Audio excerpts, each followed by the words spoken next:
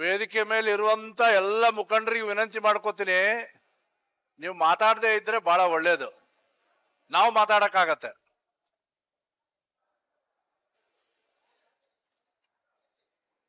ಸನ್ಮಾನ್ಯ ನಮ್ಮ ಹಿರಿಯ ನಾಯಕರು, ಈ ಕ್ಷೇತ್ರದ ಜನಪ್ರಿಯ ನಾಯಕರು, ಈ ಕ್ಷೇತ್ರವನ್ನ 4 ಬಾರಿ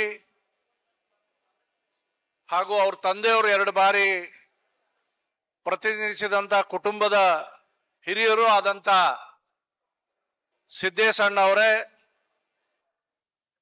ಅವರ ಧರ್ಮಪತ್ನಿ, ಈ ಕ್ಷೇತ್ರದ ಲೋಕಸಭಾ ಅಭ್ಯರ್ಥಿನೂ ಆಗಿ ಜನಪ್ರಿಯತೆಯನ್ನು ಗಳಿಸಿರುವಂತ ಶ್ರೀಮತಿ ಗಾಯತ್ರಿ ಸಿದ್ದೇಶ್ ಅವರೇ, ಈ ಕಾರ್ಯಕ್ರಮದ ಅಧ್ಯಕ್ಷತೆಯನ್ನು ವಹಿಸಿರುವ ನನ್ನ ಸನ್ಮಿತ್ರ ಬಿ.ಪಿ. ಹರೀಶ್ ಅವರೇ, ಈಗಷ್ಟೇ ನಮ್ಮನ್ನು ಉದ್ದೇಶಿಸಿ ಮಾತನಾಡಿದಂತ ಕುಮಾರ್ ಬಂಗಾರಪ್ಪನವರೇ, ಬಿ.ವಿ. ನಾಯಕರೇ, ಪ್ರೊಫೆಸರ್ ಲಿಂಗಣ್ಣ ಅವರೇ, ಎಸ್.ವಿ. ರಾಮಚಂದ್ರ ಅವರೇ, ಶಿವಶಂಕರ್ ಅವರೇ, ಎಚ್.ಪಿ. ರಾಜೇಶ್ ಅವರೇ, ಶಿವಕುಮಾರ್ ಅವರೇ, ಸಿದ್ದೇಶ್ ಅವರ ಸುಪುತ್ರ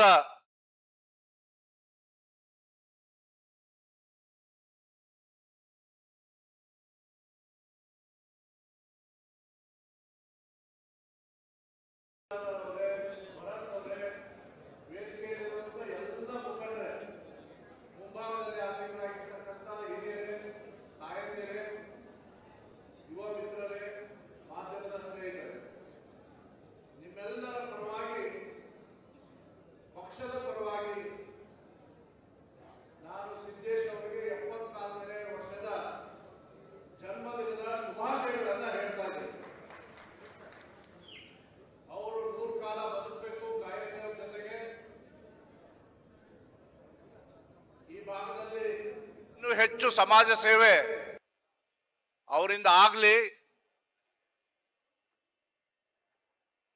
ಸೋತಿದ್ರೂ ಕೂಡ ನಿರಾಶರಾಗದೇನೆ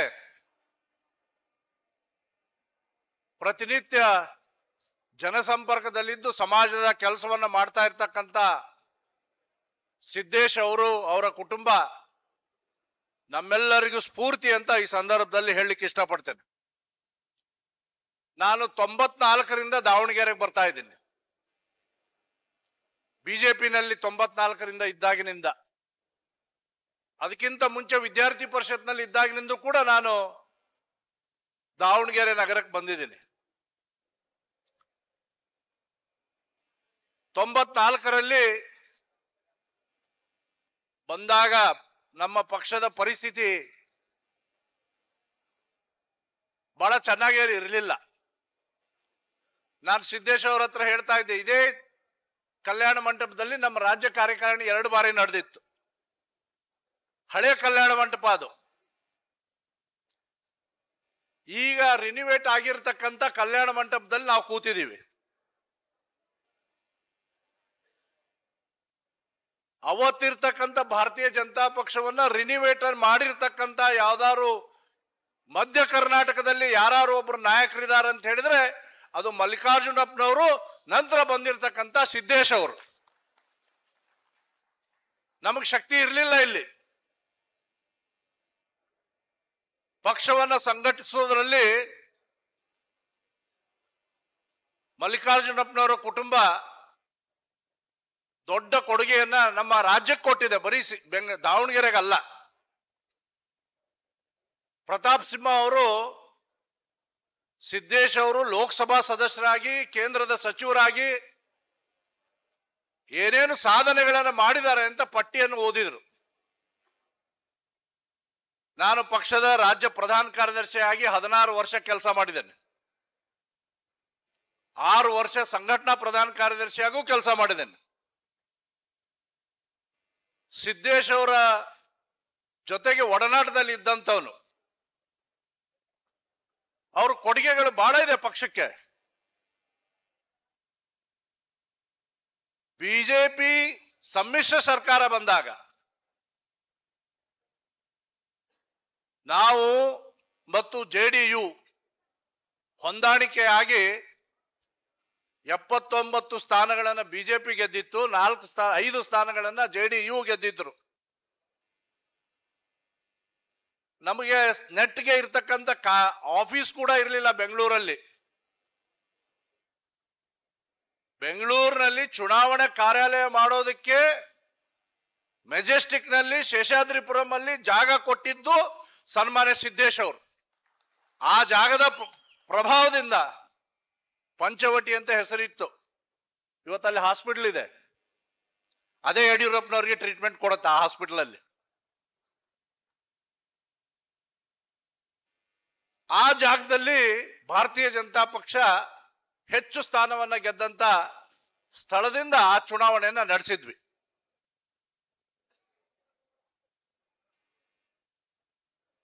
ಮಲ್ಲಿಕಾರ್ಜುನಪ್ಪನವರಿಗೆ ಪಕ್ಷ ಚುನಾವಣೆ ಟಿಕೆಟ್ ಜೊತೆಗೆ 2 ಲಕ್ಷ ರೂಪಾಯಿ ಕೊಟ್ಟಿತ್ತು. ನಿನ್ನೆ ನಾನು ನೆನಪಿಸ್ಕೊಳ್ತಾ ಇದ್ದೆ. ಮಲ್ಲಿಕಾರ್ಜುನಪ್ಪನವರು ತಗೊಂಡ್ರು,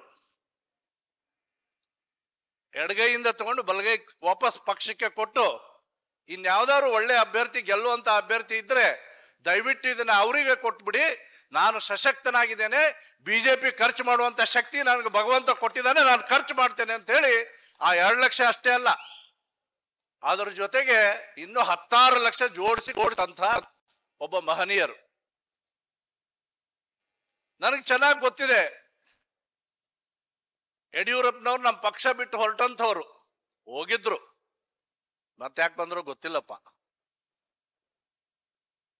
ಯಾಕೆ ಬಂದ್ರಂತ ಸಿದ್ದೇಶ್ ಅವರೇ ಹೇಳ್ಬೇಕು.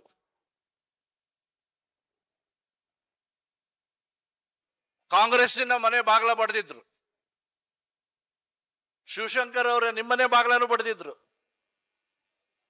ನಿಮ್ದಲ್ಲ ಅಂದ್ರೆ ಅವ್ರ ನಾಯಕರದು. ನಿಮ್ದಂದ್ರೆ ನೀವು ನಿಮ್ದು ವೈಯಕ್ತಿಕ ಅಂತ ತಗೋತೀರಿ, ಯಡಿಯೂರಪ್ಪ ಅಂತಾರ ನೀವು.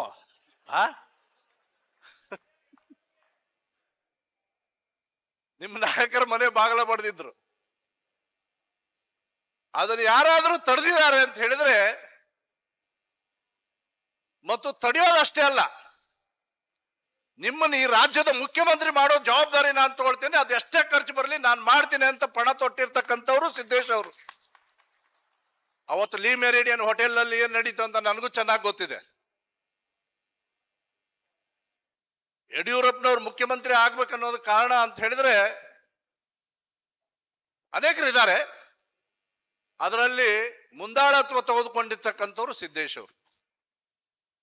ಸಿದ್ದೇಶ್ ಅವರು ಭೂಮಿ ಭೀಮಸಂದ್ರ ಆಗಿರ್ಬೋದು, ಅಲ್ಲಿ ಕೃಷಿ ಭೂಮಿ ಇದೆ ಅಷ್ಟೇ ಅವರಿಗೆ, ಆದ್ರೆ ಕರ್ಮಭೂಮಿ ಇದೇನೆ, ಕೇಂದ್ರ ಕರ್ನಾಟಕನೇ. ಈ ದಾವಣಗೆರೆಯಿಂದ, ಬರೀ ದಾವಣಗೆರೆಗೆ ಅಷ್ಟೇ ಅಲ್ಲ, ನಮ್ಮ ಪಕ್ಷಕ್ಕೆ ಆರ್ಥಿಕವಾಗಿ ಕಷ್ಟ ಆದಾಗೆಲ್ಲ ನಾವು ನೋಡ್ತಾ ಇದ್ದಿದ್ದು ಸಿದ್ದೇಶ್ ಅವ್ರ ಹತ್ರನೇ. ಆನಂತರ ಅದೇನೋ ನಿಧಾನಕ್ಕೆ ವೈಯಕ್ತಿಕ ಕಷ್ಟ ಇದ್ದವರು ಅವ್ರ ಹತ್ರ ಬಂದು ಹೇಳ್ಕೊಳಕ್ ಶುರು ಮಾಡ್ಬಿಟ್ರು. ದೊಡ್ಡ ದೊಡ್ಡ ನಾಯಕರು ಅಂಥವ್ರಿಗೆ ಸಹಾಯ ಮಾಡ್ಬಿಟ್ಟಿದ್ದಾರೆ. ಎಷ್ಟು ದೊಡ್ಡ ಗುಣ ಅಂತ ಹೇಳಿದ್ರೆ, ನಮ್ಮ ರವೀಂದ್ರನಾಥ್ ಅವರು ಮಂತ್ರಿ ಆಗೋದಕ್ಕೆ ಕಾರಣ ಸಿದ್ದೇಶ್ ಅವರೇ. ಅವರ ಕೃಪೆಯಿಂದ ಮಂತ್ರಿ ಆದಂತ ರವೀಂದ್ರನಾಥ್ ಅವರ ಹುಟ್ಟುಹಬ್ಬಕ್ಕೆ ಯಡಿಯೂರಪ್ಪನವ್ರಿಗೆ ಬರಕ್ಕಾಗತ್ತೆ. ಸಿದ್ದೇಶ್ ಅವ್ರ ಜೊತೆಗೆ ಅಣ್ಣ ತಮ್ಮ ಅಂತ ಇದ್ದಂತ ಸಿದ್ದೇಶ್ ಅವ್ರ ಜನ್ಮದಿನಕ್ಕೆ ಅವ್ರಿಗೆ ಬರಕ್ಕಾಗಲ್ಲ ಅಂದ್ರೆ ಇದು ಅಕ್ಷಮ್ಯ ಅಪರಾಧ ಯಡಿಯೂರಪ್ಪನವ್ರೆ. ನಾನು ಯಡಿಯೂರಪ್ಪನವ್ರನ್ನ ಬೈಬೇಕಂತ ಅಥವಾ ಇನ್ನೇನು ತಗೊಳ್ಬೇಕಂತ ಉದ್ದೇಶಕ್ಕೆ ನಿಂತಿಲ್ಲ. ರಾಜಕಾರಣ ಬೇರೆ. ನಿಮಗೆ ಹೆಗಲಿಗೆ ಹೆಗಲು ಕೊಟ್ಟು ನಿಂತಂತ ನಿಮ್ಮ ಕುಟುಂಬದಲ್ಲಿ ಯಾರು ಇಲ್ಲದೆ ಇದ್ದಂತ ಒಬ್ಬ ಮಹಾನ್ ನಾಯಕನನ್ನ, ಮಹಾನ್ ಸ್ನೇಹಿತನನ್ನ ನೀವು ನಡ್ಸ್ಕೊಂಡಿರುವಂತ ರೀತಿ ಬಗ್ಗೆ ನನಗೆ ಬೇಜಾರಾಗತ್ತೆ. ನಿರಂತರವಾಗಿ ನಾವು ಗೆಲ್ತಾ ಇದ್ವಿ ಇಲ್ಲಿ. 2006 ಬಾರಿ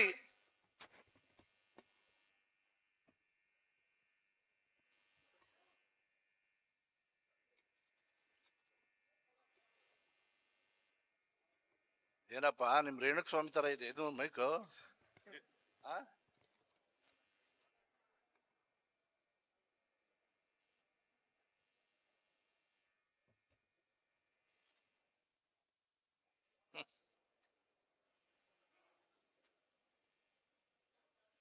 6 ಬಾರಿ ಲೋಕಸಭೆಯನ್ನ ಪ್ರತಿನಿಧಿಸೋದು ಅಂತಂದ್ರೆ ಅದು ಸಾಮಾನ್ಯ ಏನಲ್ಲ. ಇವತ್ತು ನಮ್ಮ ದೇಶದ ಪ್ರಧಾನಮಂತ್ರಿಗಳು ನರೇಂದ್ರ ಮೋದಿ ಅವರು ವಿಶ್ವ ನಾಯಕರು. ಅವರ ಪಾಪ್ಯುಲಾರಿಟಿ ಇತ್ತೀಚೆಗೆ ನಾನು ಸೋಷಿಯಲ್ ಮೀಡಿಯಾದಲ್ಲಿ ನೋಡ್ತಾ ಇದ್ದೆ. ಜಗತ್ತಿನ ಯಾವುದೇ ಒಬ್ಬ ರಾಜಕಾರಣಿಯ ಅಥವಾ ಆ ದೇಶದ ಆಡಳಿತ ನಡೆಸ್ತಾ ಇರತಕ್ಕಂತ ಮುಖ್ಯಸ್ಥನ ಪಾಪ್ಯುಲಾರಿಟಿನೆಲ್ಲ ಹೋಲಿಸ್ಕೊಂಡ್ರೆ ಮೊದಲೇ ಸ್ಥಾನದಲ್ಲಿ ಇರುವಂತವರು ನರೇಂದ್ರ ಮೋದಿ ಅವರು. ಆದ್ರೆ ನರೇಂದ್ರ ಮೋದಿ ಅವರು ಬರೋಕ್ಕಿಂತ ಮುಂಚೆ ಈ ಲೋಕಸಭೆಯನ್ನ ನಿರಂತರವಾಗಿ ಗೆದ್ದಿರ್ತಕ್ಕಂಥವ್ರು ಮಲ್ಲಿಕಾರ್ಜುನಪ್ಪನವರು ಮತ್ತು ಸಿದ್ದೇಶ್ ಅವರು. ಅಟಲ್ಜಿ ಕಾಲದಲ್ಲಿ, ಅಟಲ್ಜಿ ಸರ್ಕಾರ ಇದ್ದಂತ ಸಂದರ್ಭದಲ್ಲಿ, ನಂತರ ಈಗ ಕಳೆದ ಸರ್ಕಾರದಲ್ಲಿ ನರೇಂದ್ರ ಮೋದಿ ಅವರ ಸರ್ಕಾರದಲ್ಲಿ ಸಾಕಷ್ಟು ಅಭಿವೃದ್ಧಿ ಕೆಲಸಗಳನ್ನ ಮಾಡೋದಕ್ಕೆ ಸಾಧ್ಯ ಆಗಿದೆ. ನಾನು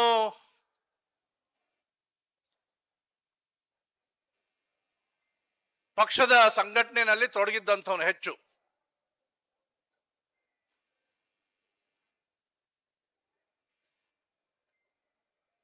ದಾವಣಗೆರೆಗೆ ಅನೇಕ ಬಾರಿ ಬಂದಿದ್ದೀನಿ ನಾನು.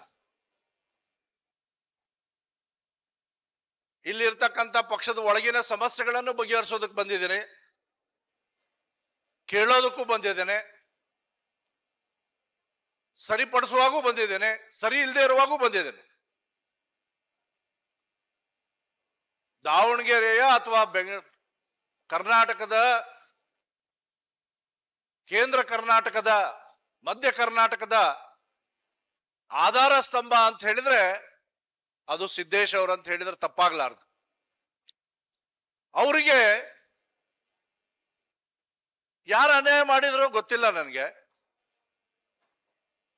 ಸಹಜವಾಗಿ ಹೇಳಿದ್ರು ಸಿದ್ದೇಶ್ ಅವರು, ನನಗೆ ಆರೋಗ್ಯ ಸರಿ ಇಲ್ಲ, ಪಕ್ಷ ತೀರ್ಮಾನ ಮಾಡಿ ನೀವು ಯಾರಿಗೆ ನೀವು ಟಿಕೆಟ್ ಕೊಡ್ತೀರೋ ನಾವು ಗೆಲ್ಲಿಸ್ತೀವಿ ಅಂತ ಹೇಳಿದ್ರು. ಪಕ್ಷ ಆಯ್ಕೆ ಮಾಡಿದ್ದು ಸಿದ್ದೇಶ್ ಅವರ ಆಯ್ಕೆ ಅಲ್ಲ, ಗಾಯತ್ರಿ ದೇವಿಯವರು ಪಕ್ಷ ಆಯ್ಕೆ ಮಾಡಿ ಅವ್ರನ್ನ ನಿಲ್ಲಿಸ್ತು. ನನ್ಗೆ ನಿನ್ನೆ ಬಂದಾಗ ನನ್ನ ಮುಖಂಡರು ಹೇಳ್ತಾ ಇದ್ರು, ಗಾಯತ್ರಿ ದೇವಿಯವರ ಬದಲಿಗೆ ಸಿದ್ದೇಶ್ ಅಣ್ಣಂಗೆ ಕೊಟ್ಬಿಟ್ಟಿದ್ರೆ ಹೆಚ್ಚಿನ ಮತಗಳ ಅಂತರದಿಂದ ಸಿದ್ದೇಶ್ ಅವ್ರು ಗೆದ್ದು ಬಿಡ್ತಿದ್ರು ಅಂತ ಹೇಳಿದ್ರು. ನಿಜಾನೇ ಅದು. ಆದ್ರೆ ಅದಕ್ಕಿಂತ ಹೆಚ್ಚಿನ ಅಂತರದಲ್ಲಿ ಗಾಯತ್ರಿ ದೇವಿಯವರು ಗೆಲ್ಲಬೇಕಾಗಿತ್ತು. ಗೆಲುವು ಸೋಲಿನ ಬಗ್ಗೆ ಇಬ್ಬರಿಗೂ ಬೇಜಾರಿಲ್ಲ.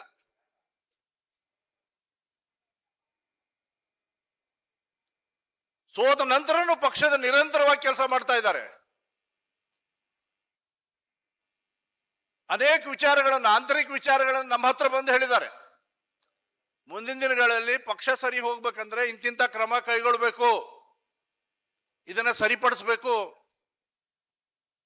ಪಕ್ಷದ ಅಭ್ಯರ್ಥಿಗಳು ಆಯ್ಕೆ ಆಗಿ ಬರ್ಬೇಕಂತ ಆದ್ರೆ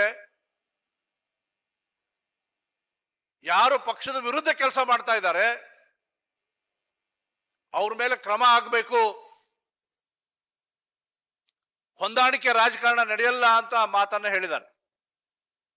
ನನಗೆ ಆಶ್ಚರ್ಯ ಆಗತ್ತೆ ಕೆಲವು ಮಾತುಗಳನ್ನ ಕೆಲವ್ರ ಬಗ್ಗೆ ನಾನು ಇಲ್ಲಿ ಬಂದಾಗ ಕೇಳಿದಾಗ. ಯಾರು ಇಡೀ ಆ ಕುಟುಂಬದ ವಿರುದ್ಧ ಹೋರಾಟವನ್ನು ಮಾಡ್ತಾ ಇದ್ರು, ಆ ಇಡೀ ಕುಟುಂಬದ ವಿರುದ್ಧ ಹೋರಾಟ ಮಾಡಿರ್ತಕ್ಕಂಥ ಹೋರಾಟಕ್ಕೆ ಬೆನ್ನೆಲುಬಾಗಿ ನಿಂತಂತ ಒಂದು ದೊಡ್ಡ ಕುಟುಂಬ ಅಂತ ಹೇಳಿದ್ರೆ ಮಲ್ಲಿಕಾರ್ಜುನಪ್ಪನವ್ರ ಕುಟುಂಬ. ಆ ಕುಟುಂಬಕ್ಕೆ ದ್ರೋಹದ ಕೆಲಸ ಮಾಡುವಂತಹದ್ದು ಕೇಳಿ ನಿಜಕ್ಕೂ ಆಶ್ಚರ್ಯ ಆಯ್ತು ನನಗೆ.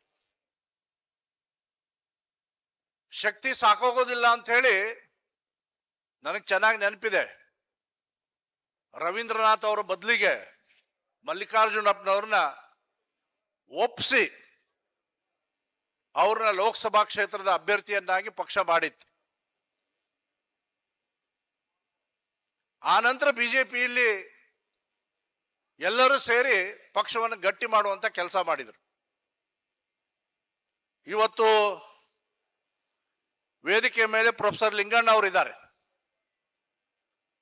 ನನಗೆ ಚೆನ್ನಾಗಿ ನೆನಪಿದೆ, ಚುನಾವಣಾ ಸಮಿತಿಯಲ್ಲಿ ನಾನು ಕೂತಿದ್ದೆ, ವಿಶ್ಲೇಷಣೆ ಮಾಡ್ತಾ ಇದ್ರು. ಸಿದ್ದೇಶ್ ಅವ್ರಿಗೆ ಯಾವುದೇ ಬಯಾಸ್ಡ್ ಆಗಿರ್ಲಿಲ್ಲ. ಇಂಥವನಿಗೆ ಸೀಟ್ ಕೊಟ್ರೆ ಇಷ್ಟು ಓಟ್ನಿಂದ ನಾವು ಗೆಲ್ಲಕ್ ಸಾಧ್ಯ ಇದೆ,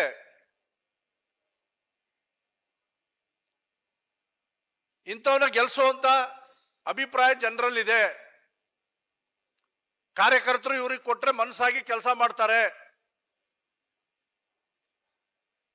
ಪಕ್ಷದಲ್ಲಿ ಭಿನ್ನಾಭಿಪ್ರಾಯ ಬರಬಾರದು ಅಂತ ಹೇಳಿ ರವೀಂದ್ರನಾಥ್ ಅವ್ರನ್ನ ಮಂತ್ರಿ ಮಾಡಿ, ಖಾತೆಗೆ ಸಮಾಧಾನ ಇಲ್ಲ ಅಂತ ಹೇಳಿ ಬೇರೆ ಖಾತೆ ಕೊಡಿ,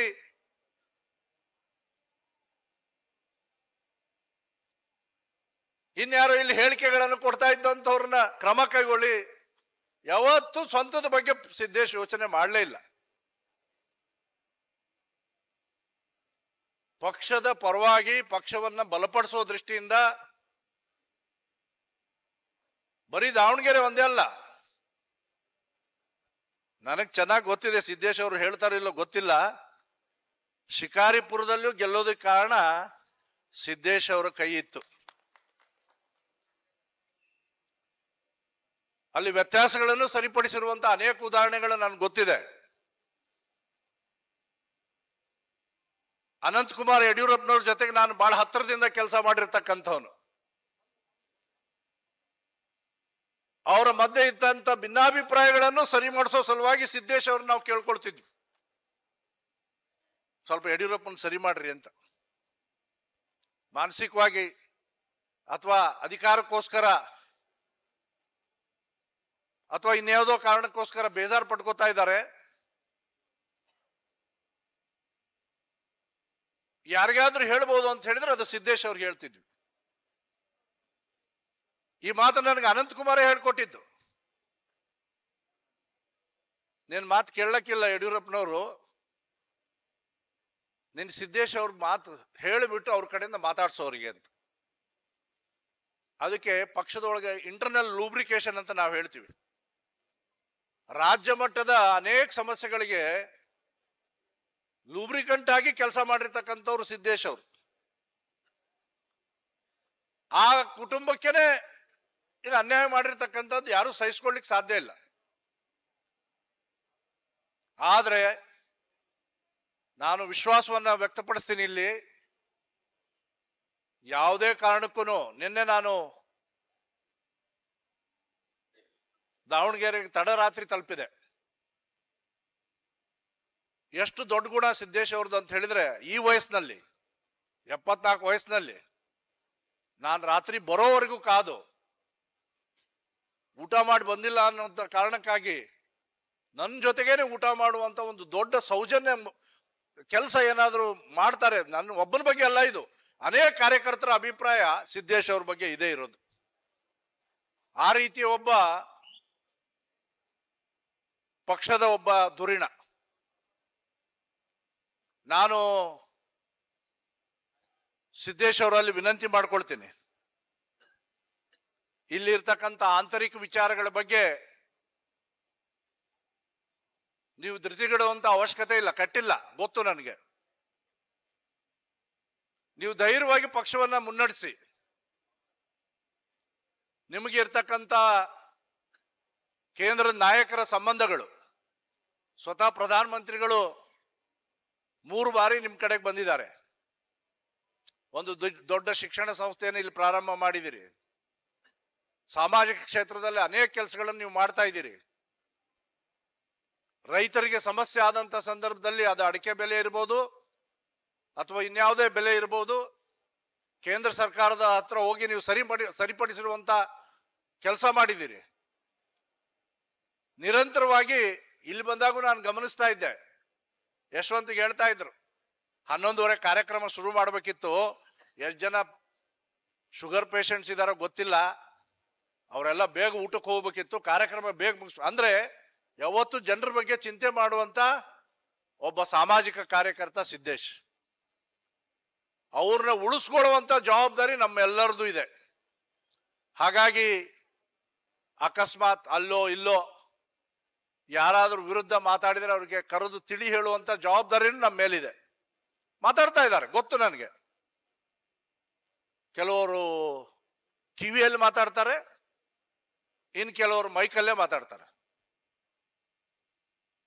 ಅವರಿಗೆ ನಾನು ವಿನಂತಿಯನ್ನು ಮಾಡ್ಕೊಳ್ತೀನಿ, ಪಕ್ಷದ ಆಂತರಿಕ ವಿಚಾರವನ್ನ ಸಾರ್ವಜನಿಕವಾಗಿ ಚರ್ಚೆ ಮಾಡಬೇಡಿ. ಪಕ್ಷ ಬಲ ಇದೆ,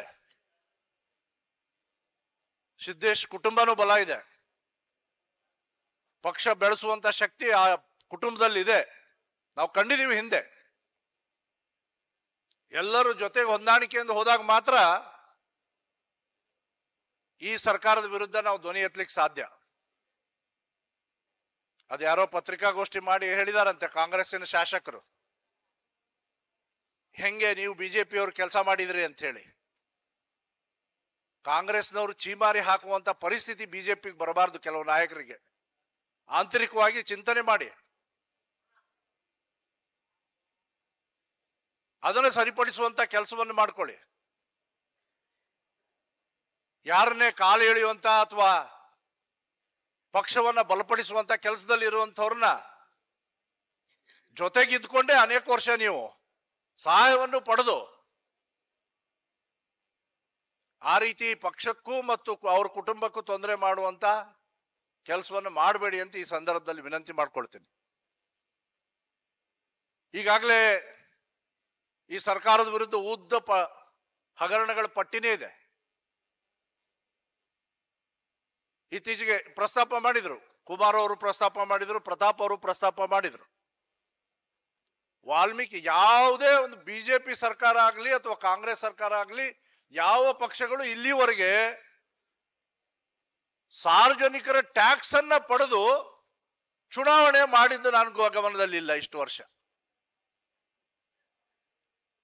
ವಾಲ್ಮೀಕಿ ನಿಗಮದಿಂದ ಹಣ ಡ್ರಾ ಮಾಡಿ ಆ ಹಣವನ್ನ ಹೈದರಾಬಾದ್ ಬ್ಯಾಂಕಿಗೆ ಕಳಿಸಿ ಆ ಬ್ಯಾಂಕ್ನಿಂದ ಹಣ ಮತ್ತೆ ಡ್ರಾ ಮಾಡಿ ಬಂಗಾರ ಖರೀದಿ ಮಾಡಿ, ಚಿನ್ನ ಖರೀದಿ ಮಾಡಿ, ಆ ಚಿನ್ನವನ್ನ ಚುನಾವಣೆಗೆ ಬಳಸಿರ್ತಕ್ಕಂಥ ಟ್ಯಾಕ್ಸ್, ನಾವು ಕೊಟ್ಟಿರ್ತಕ್ಕಂಥ ತೆರಿಗೆಯನ್ನ ಚುನಾವಣೆ, ಲೋಕಸಭೆಗೆ ಚುನಾವಣೆಗೆ ಬಳಸಿರ್ತಕ್ಕಂಥ ಕೆಲಸವನ್ನ ಈ ಸರ್ಕಾರ ಮಾಡಿರ್ತಕ್ಕಂಥ ನಾಯಕರ ಬಗ್ಗೆ ನಾವು ಕೋರ್ಟ್ಗೆ ಹೋದ್ವಿ. ನಾವು ಪಾದಯಾತ್ರೆ ಮಾಡ್ತೀವಿ ಅಂತ ಹೇಳಿದ್ವಿ, ಪಾದಯಾತ್ರೆಗೆ ಮಾಡ್ಲಿಕ್ಕೆ ಅವಕಾಶ ಕೊಡ್ಲಿಲ್ಲ. ಆದರೆ ಜನರ ದೊಡ್ಡ ಸಮಸ್ಯೆ ಇದು, ಯಾವುದೇ ಸರ್ಕಾರ ಯಾವುದೇ ಪಕ್ಷ ಈ ರೀತಿ ಮಾಡಿಲ್ಲ. ಅದಕ್ಕೋಸ್ಕರ ಕೋರ್ಟ್ಗೆ ಹೋಗ್ಬೇಕಾಗಿ ಬಂತು. ಇವತ್ತು ಸಿಬಿಐ ಮುಖಾಂತರ ಎನ್ಕ್ವೈರಿ ಆರ್ಡರ್ ಮಾಡಿದೆ. ಇಂಥ 10 ಹಗರಣಗಳು ಈ ಸರ್ಕಾರದಲ್ಲಿದ್ದಾವೆ. ಬರೀ ವಾಲ್ಮೀಕಿ ನಿಗಮದ ಅಷ್ಟೇ ಹೊರಗೆ ಬರ್ತಾ ಇಲ್ಲ ಈ ಸಿಬಿಐ ಕೊಟ್ಟಿರೋದ್ರಿಂದ. ಇನ್ನು ಬೇರೆ ಬೇರೆ ಕಾರ್ಪೊರೇಷನ್ ಏನೆಂದು ಕೂಡ ಹಣ ಡ್ರಾ ಆಗಿರ್ತಕ್ಕಂಥ ವಿಚಾರಗಳು ಗಮನಕ್ಕೆ ಬರ್ತಾ ಇದೆ. ಅಂತ ಸರ್ಕಾರದ ವಿರುದ್ಧ ಧ್ವನಿ ಎತ್ತುವಂತ ಕೆಲಸವನ್ನ ನಾವು ಮಾಡಬೇಕಾಗಿದೆ. ಪಕ್ಷವನ್ನು ಇನ್ನೂ ಬಲಪಡಿಸಬೇಕಾಗಿದೆ. ಇಲ್ಲಿ ಅನೇಕ ಜನ ಮುಖಂಡರು ಕೂತಿದ್ದಾರೆ. ಇಲ್ಲಿ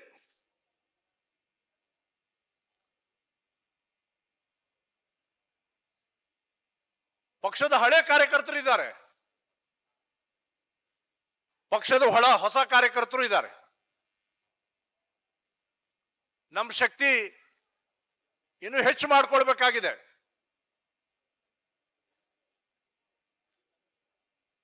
ನನಗನ್ಸುತ್ತೆ ಅಂತ ಎಲ್ಲ ಶಕ್ತಿವಂತರನ್ನ ಸೇರಿಸಿ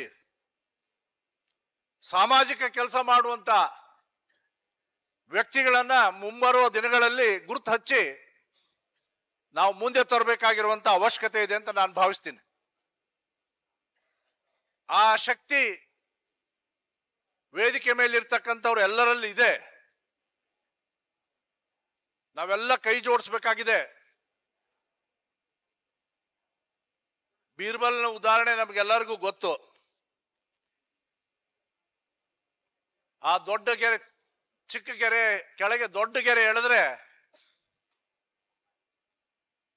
ಅದು ಚಿಕ್ಕದಾಗತ್ತೆ. ಈ ತರ ಸಮಸ್ಯೆ ಮಾಡುವಂತ ವ್ಯಕ್ತಿಗಳನ್ನ ಚಿಕ್ಕದು ಮಾಡ್ಬೇಕಂತ ಹೇಳಿದ್ರೆ ನಮ್ ಶಕ್ತಿ ದೊಡ್ಡದಾಗ್ಬೇಕು. ಆ ದೊಡ್ಡ ಗೆರೆ ಎಳಿಬೇಕು. ಆ ದೊಡ್ಡ ಗೆರೆ ಎಳೆಯುವಂತ ಶಕ್ತಿ ಇಲ್ಲಿರ್ತಕ್ಕಂಥ ಅನೇಕರಿಗಿದೆ. ಆ ಶಕ್ತಿಯನ್ನ ಮುನ್ನಡೆಸುವಂತ ಯೋಗ್ಯತೆ, ನೇತೃತ್ವವನ್ನು ಕೊಡಬಲ್ಲಂತ ಶಕ್ತಿ ಸಿದ್ದೇಶ್ ಅವ್ರಿಗೆ ಇನ್ನೂ ಇದೆ.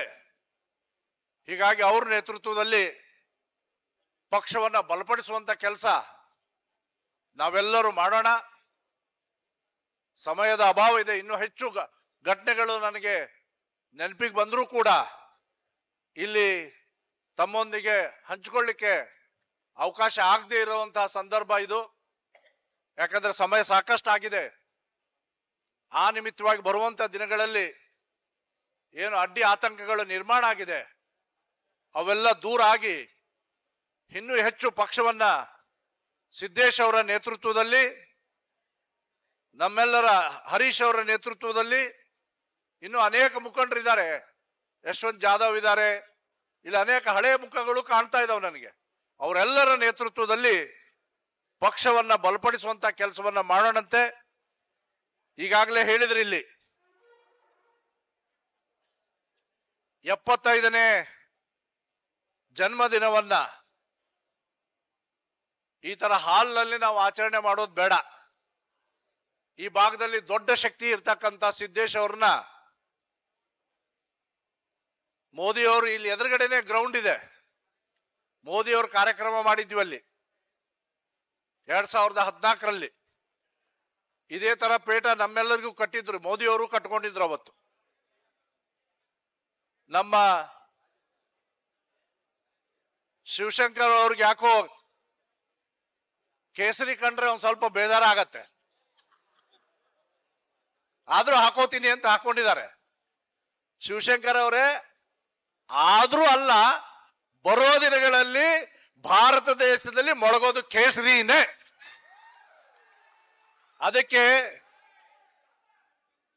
ನೀವೇನ್ ಇವತ್ತು ಕೇಸರಿ ಹಾಕೊಂಡಿದ್ದೀರಿ ಅದನ್ನ ತೆಗಿಯಕ್ ಹೋಗ್ಬೇಡಿ, ಅದನ್ನ ಹಾಕೊಳ್ಳಿ. ಯಾಕೆ NDA ಅಂತ ನಮ್ ಜೊತೆಗೆ ಬಂದಿದ್ದೀರಾ? ನೀವು ಯಾರ ಬಗ್ಗೆ ಚಿಂತೆ ಮಾಡಿ ಈ ಕೇಸರಿ ಬಗ್ಗೆ ಹೇಳ್ತಿರೋ ಅವರಂತೂ ನಿಮ್ಗೆ ಓಟ್ ಕೊಡ್ತಾರೆ ಅಂತ ನನಗೆ ಗ್ಯಾರಂಟಿ ಇಲ್ಲ. ಅದಕ್ಕೆ ಅದ್ರ ಬಗ್ಗೆ ಚಿಂತೆ ಮಾಡಬೇಡಿ. ಯಾರು ದೇಶಾಭಿಮಾನಿಗಳಿದ್ದಾರೆ ಅಂಥವ್ರೆಲ್ಲಾನು ನಿಮ್ ಜೊತೆಗೆ ಬಂದೇ ಬರ್ತಾರೆ.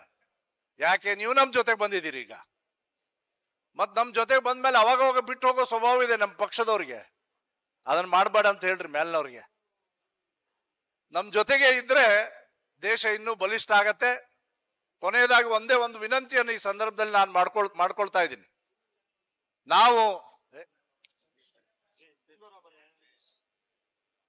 ನಾವು ಈಗಾಗಲೇ 2 ಹೋರಾಟವನ್ನು ಕೈಗೆ ತಗೊಂಡಿದ್ವಿ.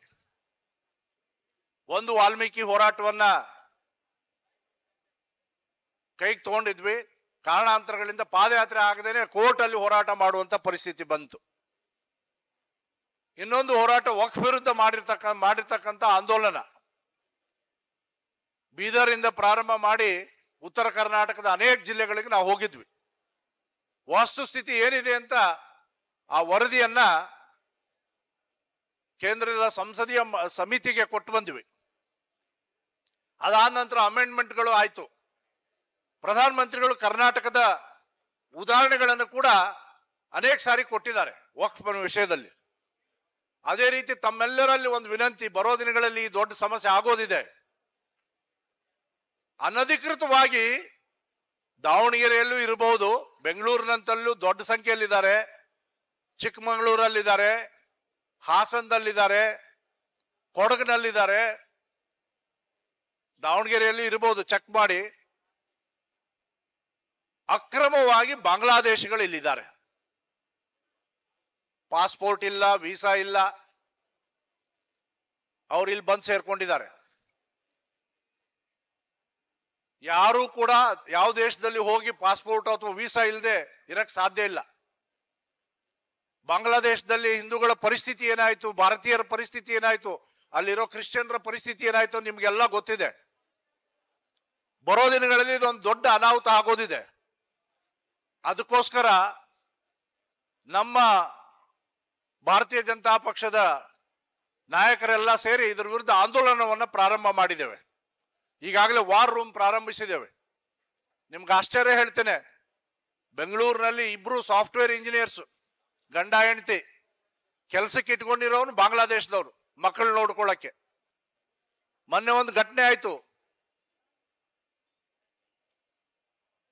ಯಾರನ್ನ ಕೆಲಸಕ್ಕೆ ಇಟ್ಕೊಂಡಿದ್ರೋ ಅವರೇ ಆ ಮನೆ ಮಾಲೀಕರನ್ನ ಕೊಲೆ ಮಾಡ್ತಾರೆ ಬಾಂಗ್ಲಾದೇಶದವ್ರು. ಚೆನ್ನೈದ ಒಂದು ರಿಪೋರ್ಟ್ ನ ಓದ್ತಾ ಇದ್ದೆ. ಅಲ್ಲಿ ಚಿಂದಿ ಆಯಕ್ಕೆ ಬಂದಿರ್ತಕ್ಕಂಥವನು, ಕಸ ಎತ್ತಕ್ ಬಂದಂತವನು ಯುವಕನಿದ್ದಾಗ ಅವನು ದೊಡ್ಡ ಬಿಲ್ಡಿಂಗ್ ಕಟ್ಟಿದ್ದಾನೆ. ಇತ್ತೀಚೆಗೆ ತಮಿಳುನಾಡು ಸರ್ಕಾರಕ್ಕೆ ಗೊತ್ತಾಯ್ತು ಅವನು ಬಾಂಗ್ಲಾದೇಶದವನು ಅಂತ ಹೇಳಿ. ಆಶ್ಚರ್ಯ ಹೇಳ್ತೀನಿ, ಅವನು ಮದುವೆ ಆಗಿರೋ ಹುಡುಗಿ IPS ಅಧಿಕಾರಿಯ ಮಗಳು. ಅವನನ್ನ ಆ ರಾಜ್ಯ ಸರ್ಕಾರ ವಾಪಸ್ ಕಳಿಸ್ತು ಬಾಂಗ್ಲಾಕ್ಕೆ. ಅದಕ್ಕೆ ದಾವಣಗೆರೆಗೂ ಬಹಳ ದೂರ ಇಲ್ಲ. ನಾವು ಬಹಳ ಚೀಪ್ ಲೇಬರ್ ಅಂತ ಹೇಳಿ ನಮ್ ಕೆಲ್ಸಕ್ಕೆ ಇಟ್ಕೊಂಡ್ಬಿಡ್ಬೋದು. ನಾವ್ಯಾರೋ ಬಿಹಾರದವನಿಗೋ ಅಥವಾ ಉತ್ತರ ಪ್ರದೇಶದವನಿಗೋ ಅಥವಾ ಉತ್ತರ ಕರ್ನಾಟಕದವನಿಗೋ ಅಥವಾ ನಮ್ಮೂರಿನವನಿಗೋ ಬಡವನಿಗೆ 20,000 ಸ್ಯಾಲ್ರಿ ಕೊಟ್ಟು ಕೆಲ್ಸಕ್ಕೆ ಇಟ್ಕೊಳ್ತೀವಿ. ಅವನು 10,000ಕ್ಕೆ ಬರ್ತಾನಂತ ಇವ್ನು ತೆಗೆದು ಬಿಡ್ತೀವಿ. ಉದ್ಯೋಗನೂ ಇಲ್ಲ ನಮ್ಮವನಿಗೆ. ವಿದೇಶಿ ಅಕ್ರಮಿಕವಾಗಿ ಬಂದಂತ ವಿದೇಶಿ ನಾಳೆ ದಿವಸ ಹೆಂಗೆ ಮುಳುವಾಗ್ತಾನಂದ್ರೆ ನಮ್ಮ ಕುಟುಂಬಗಳನ್ನೇ ನಾಶ ಮಾಡುವಂತ ಪರಿಸ್ಥಿತಿ ಬರಬಹುದು. ಅದಕ್ಕೋಸ್ಕರ ನಾವು ಆಂದೋಲನವನ್ನು ಪ್ರಾರಂಭ ಮಾಡ್ತಾ ಇದ್ದೀವಿ. ಈಗಾಗಲೇ ವಾರ್ ರೂಮಿಗೆ ಸಾಕಷ್ಟು ಮಾಹಿತಿಗಳು ಬಂದಿದೆ. 13ನೇ ತಾರೀಕು ನನ್ನ ಕ್ಷೇತ್ರನೇ ಬೆಂಗಳೂರಿನ ಮಹದೇವಪುರ ಕ್ಷೇತ್ರದಿಂದ ಸಿದ್ದೇಶ್ ಅವ್ರ ನೇತೃತ್ವದಲ್ಲಿ, ರಮೇಶ್ ಜಾರಕಿಹೊಳಿ ಅವ್ರ ನೇತೃತ್ವದಲ್ಲಿ, ನನ್ನ ನೇತೃತ್ವದಲ್ಲಿ, ಕುಮಾರ್ ಬಂಗಾರಪ್ಪ ಎಲ್ಲರೂ ಸೇರಿ ಜನಜಾಗೃತಿ ಅಭಿಯಾನವನ್ನು ಪ್ರಾರಂಭಿಸ್ತಾ ಇದ್ದೀವಿ. ನಾವು ದೇಶಕ್ಕೆ ಏನಾದ್ರೂ ಕೆಲಸ ಮಾಡ್ಬೇಕಂದ್ರೆ ಇಂಥ ಕೆಲಸ ಮಾಡೋಣ. ಈ ರೀತಿಯ ಕೆಲಸಗಳಿಗೆ ನಾವೆಲ್ಲರೂ ಒಟ್ಟಾಗೋಣ. ನಿಮ್ಮೂರಲ್ಲಿ ಈ ಸಮಸ್ಯೆ ಬರದೇ ಇರೋಂಗ್ ನೋಡ್ಕೊಳ್ಳಿ. ಆ ದೇಶದ ಕೆಲಸ ನಾವು ಇಂಥ ಕೆಲಸಗಳನ್ನು ಮಾಡಿದ್ರೆ ಸಿದ್ದೇಶ್ ಅವರ ಜನ್ಮದಿನ ಆಚರಣೆ ಮಾಡಿದ್ದು ಸಾರ್ಥಕ ಆಗತ್ತೆ ಅಂತ ಭಾವಿಸ್ತೀನಿ. ಆ ರೀತಿ ಕೆಲಸ ನಾವೆಲ್ಲರೂ ಸೇರಿ ಮಾಡೋಣ. ಯಾರು ಬಿಜೆಪಿ ವಿರುದ್ಧ ಮಾತಾಡ್ತಾರಲ್ಲ, ನಿಮ್ ಕಡೆ ಶಕ್ತಿ ಇದ್ರೆ ಅವ್ರಿಗೆ ತಲೆ ಮಠಕ್ಕೆ ಹೇಳಿ ಮಾತಾಡೋದು ನಿಲ್ಸು ಅಂತ. ಮತ್ ಸಾಮಾನ್ಯವಾಗಿ ಆ ಮಾತಾಡೋರು ಎಲ್ಲಿ ಮಾತಾಡ್ತಾರೆ, ನಮ್ಮ ಮಾಧ್ಯಮದ ಸ್ನೇಹಿತರಿದ್ದಾರೆ, ತಪ್ಪು ತಿಳ್ಕೋಬಾರ್ದು. ಈಗೆಲ್ಲ ನೋಡಿ, ಇಷ್ಟೆಲ್ಲ ಒಳ್ಳೆ ಕೆಲಸ ಹೇಳಿದ್ದು ಅದು ಬರೆಯೋದೇ ಇಲ್ಲ ಅವರು. ನಾಳೆ ಹೆಡ್ಲೈನ್ಸ್ ಏನ್ ಬರುತ್ತೆ? ನಾನೇನಾರು ಒಂದು ಕಾಂಟ್ರವರ್ಸಿ ಸ್ಟೇಟ್ಮೆಂಟ್ ಕೊಡ್ಲಿ ಇಲ್ಲಿ, ಅದೇ ಹೆಡ್ಲೈನ್ ಬರುತ್ತೆ. ವಾಲ್ಮೀಕಿ ನಿಗಮದಲ್ಲಿ ಪ್ರತಾಪ್ ಅವರು ಒಂದು ಹೆಸರು ಬಿಟ್ರು. ಯಾರ್ದು? 4 ಜನ ನಾವು ಕೇಸ್ ಹಾಕಿದ್ದು, ಇಡೀ ಟೀಮ್ ಪರವಾಗಿ ಹಾಕಿದ್ದು. ನಾನು, ಕುಮಾರ್ ಬಂಗಾರಪ್ಪನವರು, ರಮೇಶ್ ಜಾರಕಿಹೊಳಿ ಅವರು, ಇನ್ನೊಬ್ರು ಬಸವನಗೌಡ ಪಾಟೀಲ್ ಯತ್ನಾಳ್ ಅವರು. ಅವ್ರ ಹೆಸರು ಹೇಳಿದ್ರೆ ಏನಾಗ್ಬಿಡತ್ತೋ, ಇವರು ಕಾಂಟ್ರವರ್ಸಿ ಮಾಡ್ತಾರಂತ ಹೇಳಲಿಲ್ಲ ಪ್ರತಾಪ. ಅದಕ್ಕೆ ನಿಜವಾದ ಸುದ್ದಿಗಳನ್ನು ನೀವು ಬರೀರಿ. ನಿಜವಾಗಿ ಪಾರ್ಟಿ ಯಾರು ಕಟ್ಟಿದಾರಲ್ಲ ಇಲ್ಲಿ ಅವ್ರ ಬಗ್ಗೆ ಪ್ರಚಾರ ಕೊಡಿ. ಅವರ ವರ್ಷನ್ ಏನಂತ ತಿಳ್ಕೊಳ್ಳಿ. ಯಾವ್ದೋ ಈ ಪೇಪರ್ ಟೈಗರ್ಗಳು ಇರ್ತಾವಲ್ಲ, ಅವರಿಗೆ ಆಸ್ಪದ ಕೊಡಬೇಡಿ. ಅದರಿಂದ ಅನಗತ್ಯವಾಗಿ ಚರ್ಚೆ ಅದೇ ಶುರು ಆಗತ್ತೆ. ಅಂತ ಕೆಲಸ ನೀವು ಮಾಡಿದ್ರೆ ಇವತ್ತು ಸಿದ್ದೇಶ್ ಅವರ ಜನ್ಮದಿನಕ್ಕೆ ನಿಮ್ದು ಇದು ದೊಡ್ಡ ಕಾಂಟ್ರಿಬ್ಯೂಷನ್ ಅಂತ ಭಾವಿಸಿ ನನ್ನ ಮಾತನ್ನ ಮುಗಿಸ್ತೀನಿ. ಜೈ ಹಿಂದ್, ಜೈ ಕರ್ನಾಟಕ. ಜನಜಾಗೃತಿಯ ಮೂಲಕ ಪಕ್ಷವನ್ನ ಸಂಘಟನೆ ಮಾಡೋಣ ಅಂತ ಹೇಳಿದಂತ ಸನ್ಮಾನ್ಯ ಅರವಿಂದ್ ಲಿಂಬಾವಳಿಗೆ ಧನ್ಯವಾದಗಳು. ಜನಪ್ರಿಯ ಹರಿಹರ ಕ್ಷೇತ್ರದ ಶಾಸಕರಾದ ನಮ್ಮ ನಿಮ್ಮೆಲ್ಲರ ನಾಯಕರಾದ BP ಹರೀಶ್ ಅವರು ಸಭೆಯನ್ನು ಉದ್ದೇಶಿಸಿ ಮಾತನಾಡಬೇಕಂತ ವಿನಂತಿಯನ್ನ ಮಾಡ್ತಿದ್ದೇನೆ. ದಯಮಾಡಿ ಯಾರು ಅಭಿನಂದನೆ ಸಲ್ಲಿಸಬಾರದು. ತದನಂತರ ಎಲ್ಲರಿಗೂ ಸಮಯಾವಕಾಶ ಇದೆ. ದಯಮಾಡಿ ಈ ಕಡೆ ಬರ್ರಿ. ಹರಿಹರ ಜನಪ್ರಿಯ ಶಾಸಕರಾದ BP ಹರೀಶ್ ಅವರು ಮಾತನಾಡಲಿದ್ದಾರೆ. ದಯಮಾಡಿ ನಮ್ಮ ಕಾರ್ಯಕರ್ತರು ಕಳಿಸ್ರಿ ಇಲ್ಲಿ.